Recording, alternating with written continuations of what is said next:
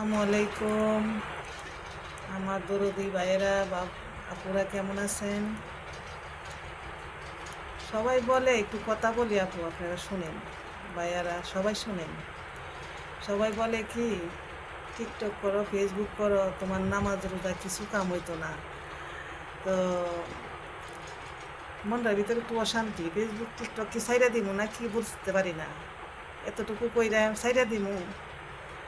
আমি আল্লাহরও চাই, আমি ভাইরালও হইতে চাই। এখন কোনটা করবো আপনারা বইলা দেন তো, একটু কমেন্টে বইলা দিয়েন। আমি আল্লাহকেও চাই, আমি আল্লাহ রাসূলকেও চাই। আমি 10 জনের সাহায্য, 10 জনের ভালোবাসা দিয়ে আমি একটু নাম দিছি। এখন ভাইরাল হইবার লেগেও চাই।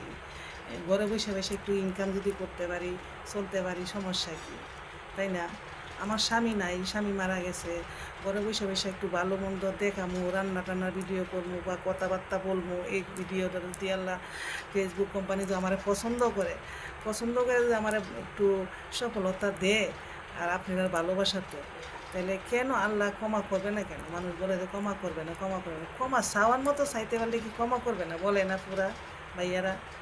তো বলে মরবো বলে করবো না কাজ, বাঁচলে খামো কি, তাই না? এরকম ধরনের কি।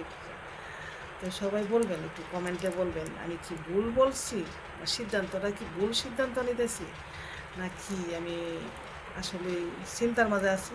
সবাই একটু কমেন্টে লিখবেন। আমার মনের কথাটা আপনার কাছে বললাম আপুরা ভাইয়ারা, ঠিক আছে?